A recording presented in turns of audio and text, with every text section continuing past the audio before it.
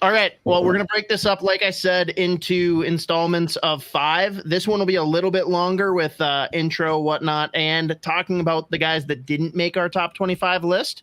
So we'll start there just in case anyone has any players in particular that they wanted to talk about. So here we have it. Here are the guys that are 26 plus on our rankings cumulatively. We've got Nate, Benoit, Benoit. I don't know which. I've heard all of them. I don't care. Benoit. This next one, even Isha could pronounce. It's Jimmy Clark. We've got Matvei Guskov. I'm going to let Isha pronounce the next one because it's a guy he's been really excited about. It's Hlavaj. Hlavaj. Okay. It's what? Hlavaj. Hlavaj. Doesn't Elite Prospects have pronunciation? I think they do. Only if you're a member now. Yeah, you got to pay him. I think that's how he pronounced it. That's how you pronounced it. But anyways. I'm pretty sure I do pay. I'll look it up. Isha should start an OnlyFans where he just goes in and gives his pronunciation for hockey player names. That would be hot. Isha's actual favorite prospect, Stevie Leskovar. He makes me hot. Pavel Novák, Aaron Pionk, and Chase Wutzke. Anyone here that anybody cares to speak on that they feel like were unjustly removed from the top 25 list? No, I won't say unjustly removed, but I thought I went to day 1 of the development camp, and Jimmy Clark looked pretty good there. He was skating pretty hard, looked pretty good. So maybe he climbs up the list this season, but I have nothing really else to add about anyone else other than Aaron Pionk, go Bulldogs. That's it. Yeah, I at least wanted to mention Jimmy Clark. I mean, Hoppy, we talked about him. I mean, I think we touched on him pretty much every episode during the college hockey season. Again, the same thing that we say every time we talk about him, the fact that he had no plans on going to college last year, and then a couple weeks before the season got the call because Logan Cooley was going to the NHL. And then again, it's not about the points of Jimmy Clark, such a well-rounded player, but it felt like Minnesota throughout the course of the season, anytime they needed just something done that wasn't necessarily scoring goals or getting an assist or points or whatever, like just an incredibly reliable player. So I love Jimmy Clark. I really do. I think he'll be a 3 or 4 year college guy, but like you've got a legit NHL skill set in there. Love the two-way ability. So Jimmy Clark at least deserves a mention. I think I put him, 23 on my list. I had him 21 on mine, yeah. Yeah, because I mean, again, like even though I think he put up maybe 10, 11 points this year, the points really were pretty irrelevant just to how well he played in the roles that he was filling as when he was thrown over the board. So big fan of Jimmy Clark. Really loved the pick at the time. So at least wanted to mention him since we didn't get a consensus ranking in the top 25 there.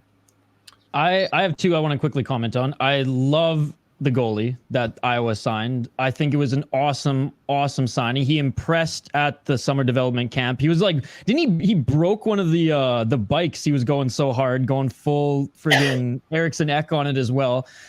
Everybody, all the staff there had nothing but amazing things to say about him. And with goaltending, the backup role anyways, kind of being a revolving door in Iowa, this is a guy that really could play himself into that backup position this year. And then when Wallstedt, next year comes up to the National Hockey League full-time, knock on wood, he could take over as that 1A in Iowa, which is something that's needed for this team, some stability there.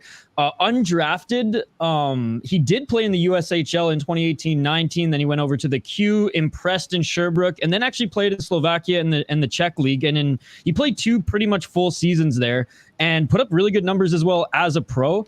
He's a little bit older, right? 23 years of age, but yeah, big goalie, super athletic, an absolute workhorse. So I'm just excited to see what he has at the AHL level. So stoked on him. And then I am absolutely disgusted that no one else put Leskovar higher on your guys' list, because not only can this big boy skate, this guy, after taking out multiple people in multiple shifts, bowling pin style, right, takes them all out, over half dead bodies on the ice, waves over the big boys and beats the fucking shit out of them. Dude, he's going to play probably 2 years ECHL, 1 year AHL. And if Billy Guerin's still managing this team, he's going to be fast tracked to the NHL because he's Billy Guerin's type of guy. This guy's an absolute beauty. I'm disgusted that no one put him higher on their list. He got 15 on my list, boys. So with the salary cap projected to be going up, is he also going to get a 4x4 with a full? Thank you. No, I was actually going to suggest 4x4 in 3 years. Give it to him. Easy. I just got offered a 4x4 from Bill. I just got a random phone call from Billy. I was offered a 4x4. Dude, Stevie Leskovar, I think he actually can skate too. I'm excited to see him at pro. I think it was, God damn it. I was talking to someone or reading something about him in general. I think it was EP.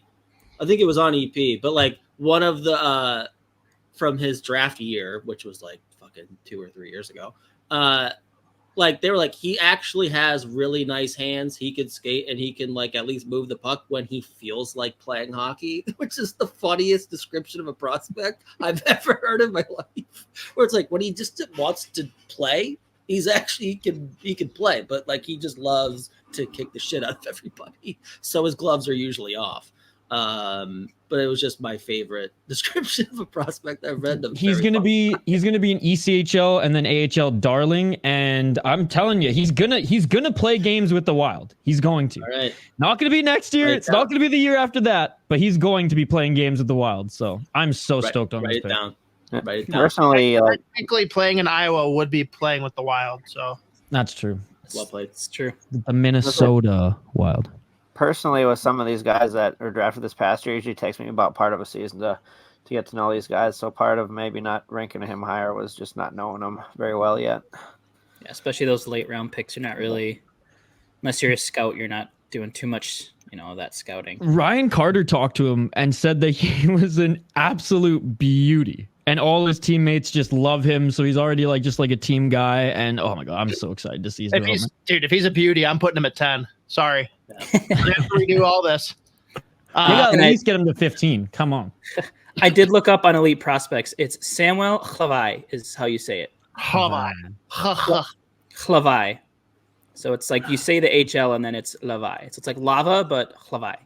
All right. I pronounced it as an American would. All right. Yeah. You put the L after the A.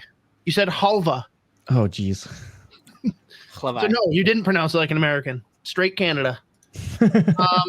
All right, boys. Let's get into then the top 25. We've got 21 through 25 coming up here.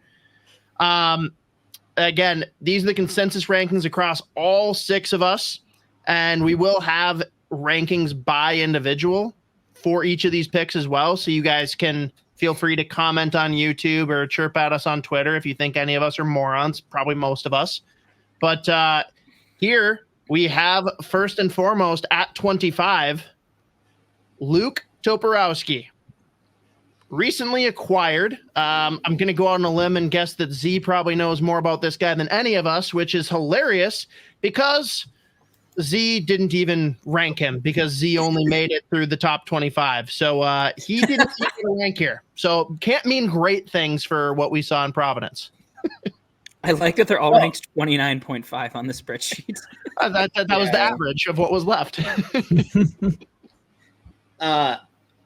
So Toporowski I was debating putting him at 25 for me. I just hadn't, given how much I had watched of like the recent draft picks and then just some of the other guys that have been around for a while in the pool. I just decided to go with them first. But I mean, Toporowski's undrafted, but he was great in Providence. He's an absolute sniper. He played with Bankier and Kamloops after he got traded midway through the 2022 season, and immediately just ripped apart the WHL. Again, really, really love his game. Again, sniper, but in terms of the all-around game, he's got a ways to go to be a full-time NHL guy. So just in terms of like the profile of player, where he is with his age and everything like that, I decided to leave him off, but he was right around 25 for me. If I had gone to 30, then he obviously would have probably been like 26. But I do like the game a lot, and the fact that they were able to pick him up in that trade, I thought it was a nice piece of business. So again, the fact that he has played as well as he has in the AHL, I like him a lot. There's some upside there, but the NHL projection is still in question, so I just left him out of my 25.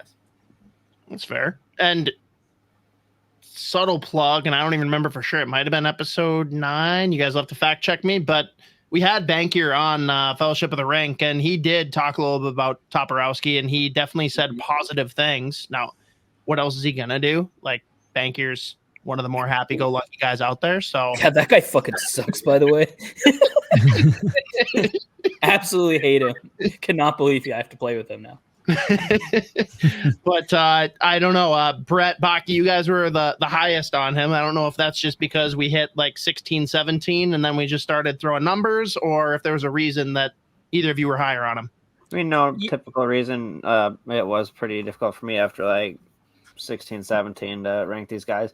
I just felt like he came into Iowa, started playing really well, which wasn't hard to do. That team sucked pretty much last year, pretty bad, but he came in, did well. I felt like he performed well, and I just threw him at 19, so I'll probably get the first idiot comment on YouTube. So yeah, kind of same for me. I put little lines just like a mental, like I kind of have tiers. Like basically I have like a group of probably 5 to 6 guys where like, yeah, you could probably rearrange the guys in this range in any order, and I'd probably hear you out. And he's probably in that like 20 to 25 range for me. If you can kind of mix and match all these guys. So I just think, he's been he's a good minor league piece, and maybe he's a guy who ends up one day being a tweener. So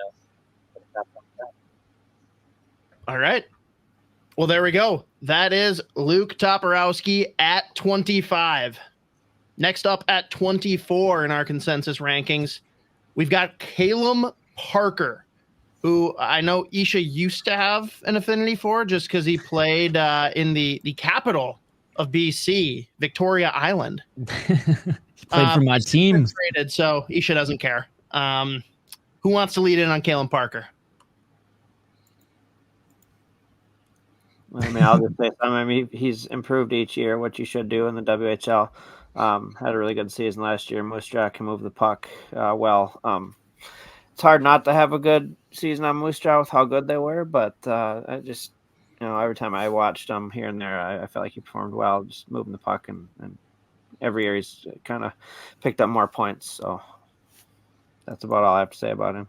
Yeah, well, the Royals team he played on in his like first few years was so bad too. They were like they were rebuilding, they were restocking the cabinets, and he was one of the only shining stars on that team as well. So even though he didn't like put up insane amount of numbers, like clearly he was being scouted within the league, and Moose Jaw wanted to bring him in for that extra firepower there on the back end. And I really like his skating. I really like his hockey IQ. It's just one of those where like he's not spectacular, and he's a great piece in the WHL. Like clearly helped Moose Jaw win a championship, but he, like Baki said, surrounded by a lot of good pieces as well.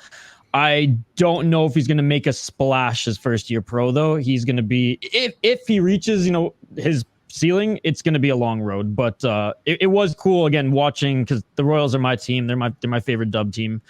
Former season ticket holder. What up? It was cool to see that like he was the shining star there, and he helped sell tickets there. But at the same time, like he wasn't able to like put the team on his back. He's not that good. I like Calem Parker a lot, and I really liked after they won the WHL championship this year, they talked to the coach. They specifically asked him about Calem Parker, and that was a guy that they had targeted early. Obviously, they traded for him like 3 or 4 games into the season. But as Victoria was kind of like moving pieces, like that was the piece that Moose Jaw specifically targeted, wanted to acquire. And he paired real well with a guy like Matejchuk. He gives you secondary offense as well. I mean, he put up 40 points. In the defensive part of his game is solid too. So he's a really good two-way player. Again, like you have to question the upside, just like he's not going to be your first power play guy. Probably projects to be a fine third pair defense in the NHL that gives you some secondary offense if allowed. And he showed that he can quarterback a power play as well. So I like Calem Parker a lot. Again, I thought he was really, really good this year for Moose Jaw. Not just because it was Moose Jaw, but just given the style that he plays, fit in really well, and he plays hard too. So I like Calem Parker a lot. It's just when you're in a prospect pool this deep, it's kind of hard to crack like the top 20 unless you're projected to be a top 6 forward, top 4 D-man, or like an elite goalie. So I like Calem Parker a lot. So I threw him at 22. And again, just such a good season this year with Moose Jaw once he went over there. All right. Well, there we go. That was number 24 in the list, Calem Parker. Moving on to number 23, we have Graeme Clarke rocking the throwback, basically doing his best John Tavares impression, just no pajamas. A guy that was picked up, Baki, we were talking about this before jumping on, but your kid was doing his best Beckman impression all summer. He's shot over like 11,000 pucks in the driveway. Holy shit. But Graeme Clarke, the return, little bit of a sniff with the Devils. Not really, I don't know, about the same as what we saw from Beckman. But Baki, you are extremely high, so I'm going to let you lead off on this one. Oh boy, I mean, no pressure, right? No, I'm just kidding.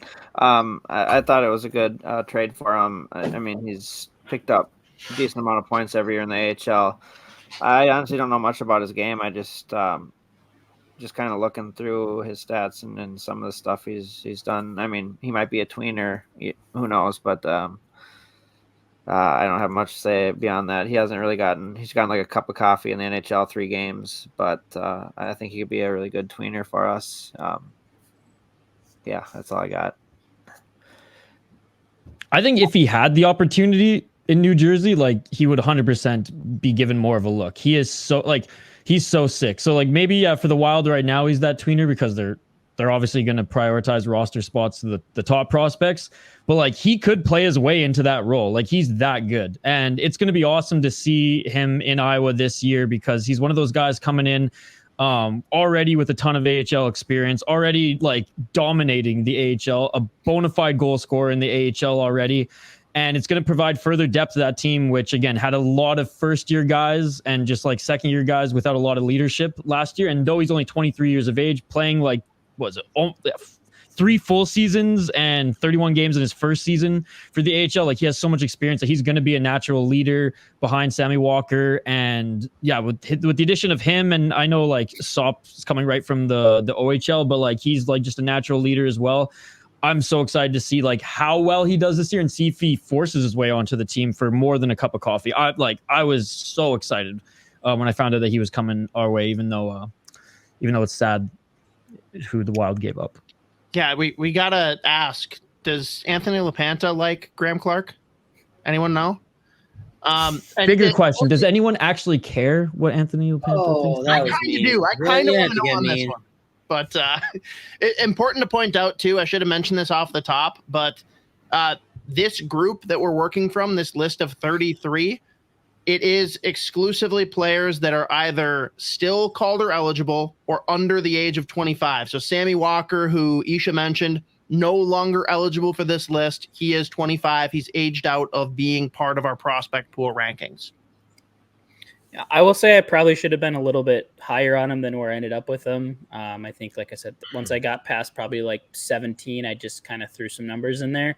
Because I think, the Wild, I think more or less kind of traded Adam Beckman for Adam Beckman. Just 2 guys that were playing similar roles, similar skill sets that, maybe it's just that change of scenery, a different voice, that kind of thing. So I'd be cool with having him more higher up in my teens. Like I said, I probably just a little bit of an oversight to have him this low, but I think this is kind of a good piece that they'll need in Iowa, someone that can bring a little bit of offense for them because we did see them make some moves to get some guys that maybe play a more typical kind of 4th line type of game. So if things happen like last year where they need to call up some guys, like this isn't a guy that's going to get called up and play on your 4th line. It's not his game. He's the guy that maybe if you get injured in the 3rd or 2nd line, maybe he's a guy that fills in there for a little bit, brings a little bit more of that punch. So I think it was a fine trade when you're trading just 2 guys needed a fresh start, and hopefully that fresh start in Iowa is good for him. Yeah, and I think I had him low too, just because if they're not going to give Beckman a shot, how is he going to get a shot really in that 2nd or 3rd line ever? So not bad. Hey, even if he's good, like Brett said in minor leagues, and that helps that team, not be a total tire fire, then that's at least you're kind of getting a little bit more of a something back then in that way too. Bro, when he is called up though, the watch parties at Waconia Brewing are gonna be lit. Let's go. He's a Waconia boy. That's why I said that. But, yeah. Thank you for spelling that out. What? For those who didn't know. Yeah, for those who didn't know, Minnesota ties here for Graeme Clarke. Moving on to number 22 in the list, we've got Ryan O'Rourke, who, I don't know, guys, it feels like every 6 months we just keep on kicking him further and further down this list. Z's the highest on him, but it's pretty narrow margins here. All of us putting him anywhere between 20 and 26, rounding him out to this 22 spot cumulatively. I still love Ryan O'Rourke. His skills, the way that he plays, his skill set and just like style of defenseman does not lend itself well to a dog shit Iowa Wild team, especially when he is like the second oldest defenseman of the 6 guys in a game. At 22, which is concerning. Yeah, exactly. But when I went back, because obviously the AHL website doesn't post like time on ice really, so I went back and used the site that we have at Smart Scouting, whatever. And I mean, he was logging almost every night, like 26, 27, 28 minutes a night. Shit. Pretty much exclusively defense, like in his own end. A lot of nights was paired with Simon Johansson, who's all offense. Like, was given legitimately like the most difficult assignments every single night in the AHL. And again, this is a former second round. God damn it! I did the thing I hate when people do. He's still a second. He's always second. Don't say former, and I just did it. Fuck me. But He's a he current still is like round pick. Yeah. He always is. He will always be. But I mean, he just does not get any kind of like offensive responsibilities whatsoever. And in the NHL, he won't either. But like on a very bad team, to me it says a lot that like pretty much every other shift they're throwing him over the boards. Any top line in the AHL, he's going over to handle that. Kills a lot of penalties. So I still like Ryan O'Rourke a ton. Like his skill set lends itself to the NHL, just not with like, again, the environment that Iowa was in last year. The first year they went like full youth movement at the absolute not right time to do so. His stats obviously suffered as a result. But I mean, like the year, like the COVID year that there was no OHL, no junior hockey, he went unexpectedly to the AHL and played really well on a decent enough Iowa team. So like he's played so much pro hockey already. And again, I love just the skill set in general. He plays super hard, solid defender, really good skater, moves the puck well. He should project himself to be a pretty decent third pair, like defensive defenseman at the NHL level with some kind of offensive upside, just in terms of like, he's not going to give you like 4 points every year. So I still like him a lot, obviously, just given how well they've drafted over the last few years. Some of like the more high ceiling guys that they've got in the pool. That's why that ranking suffers a little bit. So I still am a big fan of Ryan O'Rourke. I think he's an NHL defenseman eventually. Defensemen take a long time unless you're a guy that's going to go and immediately be like Brock Faber, which that's another thing that does not help like guys in this prospect pool with a profile like Ryan O'Rourke when you have like Brock Faber leaving college and like becoming like a 27-minute a night in the NHL first pair D-man. Every defenseman that like comes through now, it's like, well, why isn't he doing what Faber's doing? So it becomes like an easy target for like people that don't watch him every night or haven't watched him the last few years. It's like, oh, well, his stock is sinking. But it's like, well, he didn't really have a chance at all, but that's fine. So anyways, I'm still just a big Ryan O'Rourke guy. Love his game. So I absolutely kept him at least in my top 20. Yeah. I'll say for me, I know everyone kind of has a different style for how they rank. My rankings are based more on ceiling. And to me, there's not a huge ceiling for Ryan O'Rourke. There's probably a higher floor for him than some of these other guys. As Z mentioned, like he probably caps out as like a third pairing defenseman that you maybe can kill a penalty and, get a tough matchup here and there. But to me, there wasn't enough ceiling to put him higher. But again, like all my guys kind of in like probably the 17 to 25 range are all kind of in the same general area for me. It was just kind of a lack of ceiling and, not much a fault of his own, but Iowa being so bad, it's hard to really get a good gauge on what the Wild have in some of these young defensemen. Yeah, and I'm sure I'm speaking for a lot of the group here too, in the sense that he's been here longer. We've got other guys that are the new shiny toys. He hasn't done anything to stand out, but again, he's been put in pretty tough situations to do so. That's why he just keeps on slowly trickling further and further down.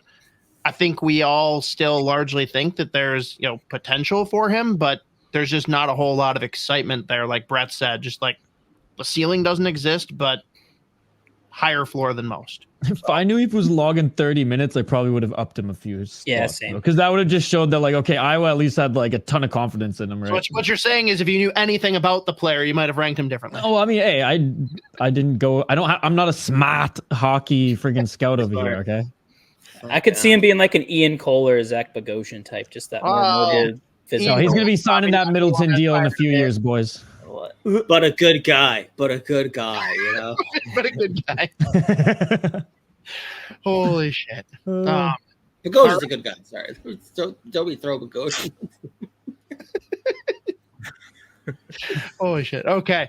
We need to pass this one now. So again, that's Ryan O'Rourke, number 22 on our list. Final one to round out this first installment of the summer 2024 prospect rankings. We've got Mikey Milne. And I know this is one that, again, we all kind of sat in a pretty similar range, high teens, low 20s, but we're probably going to be saying about a lot of the guys that played in Iowa last year. Just not a great year for such a young group to go through what they went through, and it impacts our view on all of them.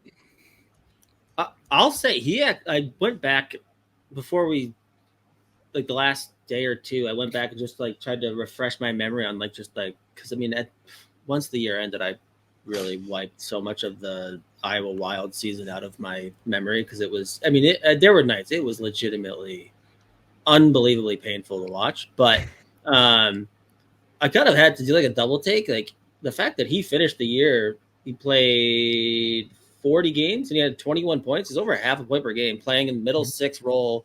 Played with pretty good line mates throughout the year, but it kind of like spoke to the exact player he was in the WHL as well, where it was like, yeah, they drafted him as an overager, but nothing that he does in terms of like the skill set and style of play stands out all that much, but he just manages to make himself such an effective player wherever he's used in the lineup. And there is some offensive upside there. He's got real nice skill, but he plays a really good two-way game as well. And then just like an undersized guy that is an absolute fucking bulldog. And I mean, when he got drafted, the commentary around him was like, he's pretty much some kind of version of like a Connor Dewar. And it's just a very apt description. So I really like Mikey Milne. Again, I went with the ceiling route in terms of why I put him at 24 versus anywhere higher.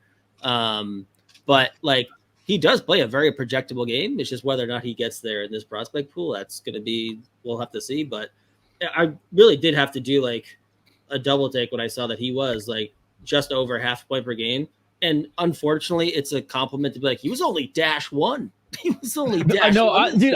I said the same thing when I was going through the list. I was like, every guy was like that. Poor fucking O'Rourke was a -30. So that tells you where his ice time was deployed. Yeah. Connor Dewar was the exact player I was going to bring up. Like, even if like it's actually kind of, so if you even look at their like stats. So Connor Dewar's last year, Flash in the WHL, 81 points, 36 goals, 45 assists. Mikey Milne last year in the WHL, 38 goals, 43 assists, 81 points. Milne had 13 points in his first year. Dewar had 14. Like there's like even like down to the stats, these two are very similar. They play really similar style of game for me, and like I love Connor Dewar. Like there's nothing wrong with having a guy that projects to be a good fourth line player. Like to me, that's a good player to have in your system, and I think he's trending in that direction.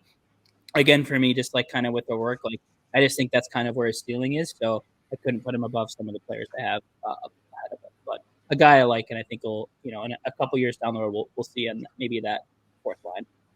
Yeah, doesn't make a lot of like glaring mistakes either. Just like plays a good, solid game, good Simple. Two-way. Yeah, simple. And I had the same reaction as Z did when I was going through. I was like, oh my God, he actually played pretty damn good last year, all things considering. So I was actually impressed. Great chirps, by the way. Phenomenal. Like, just loves to chirp every time. If he's on the ice and a goal is scored, he is saying something to the other bench on the way by. It is A+ stuff. Yeah, I'm a big fan of that aspect of this game as well. So, he's absolutely making every single one of my top 25s forever. Of guys who played at least 40 games for Iowa last year, he was second on the team in plus minus. If we're looking at plus minus as an important stat. I'm being on that fucking team. For Iowa, it actually kind of is a little bit important. Well, I don't know, Brett. I thought you were an analytics guy. Like, what else do you care about besides plus minus? Well, if they had advanced statistics for the AHL, it would be easier to talk about, but they don't. So at least not widely available. You got to bribe AHL TV for those bad boys. Yeah. Like, I'm dead serious. It wouldn't surprise me if in like 3 years some teams are buying out natural stat trick and evolving hockey and just taking away everything that is good in the world from fans. Bro, if the evolving hockey boys get a good payout, I honestly would be excited for that. It would be hard not to be excited for those guys. To be as long as no one buys the rights to hockeyfights.com, Isha's dude. Actually, honestly, no. Can I just say this? With them, you have beef with them, though. Actually, I was just gonna say, fuck hockeyfights.com, right, dude. I hate those fucking son of a back. bitches. Fuck those guys, dude. Yeah, no, we're not going to do that right now. I don't remember what it was. I think it was Graeme Clarke. Someone said he brings a punch, and I'm like, oh fuck, Isha's looking for the Kirkland lube right now. Good thing we can't see below the belt for you. Yeah, hand check. No, don't actually. No. All right. Well, shit, boys, that rounds it out. We just got through the, I guess, back end of the top 25, 21 through 25. Again, rounding it out, we've got 21, Mikey Milne, 22, Ryan O'Rourke, 23, Graeme Clarke, 24, Calem Parker, 25, Luke Toporowski. Next week on podcast, we'll be dropping 16 through 20. But yeah, anyone that's paying attention on YouTube, comment, let us know. Again, I think all 6 of us are idiots, but you can let us know who the biggest idiot is, or if you think we missed something wildly with these picks so far. It'd be pretty insane to be upset about the back. I'm sure people will be a lot more upset. And I would think the 6 to 15 range is where we're going to get the most pushback from people. Can't believe you didn't have Graeme Clarke at 22. You guys are crazy. It's exactly what it'll be. Bro, there's a couple of commenters that will absolutely do. I was just going to say, Lethal Migraine is going to redo the entire list for us. And then there's going to be the one guy that's like, Boldy should be negative 30 on this list. Oh, jeez. That is literally Lethal Migraine. He doesn't even think he should be in the league. Hey, you know what? If he was still eligible for the list, he'd be minus 30. I can almost assure it. Just like Connor Bedard's plus minus. Jesus. Oh, jeez. All right. We're wrapping this shit up. Thanks, everyone, for tuning in. We will see you next week.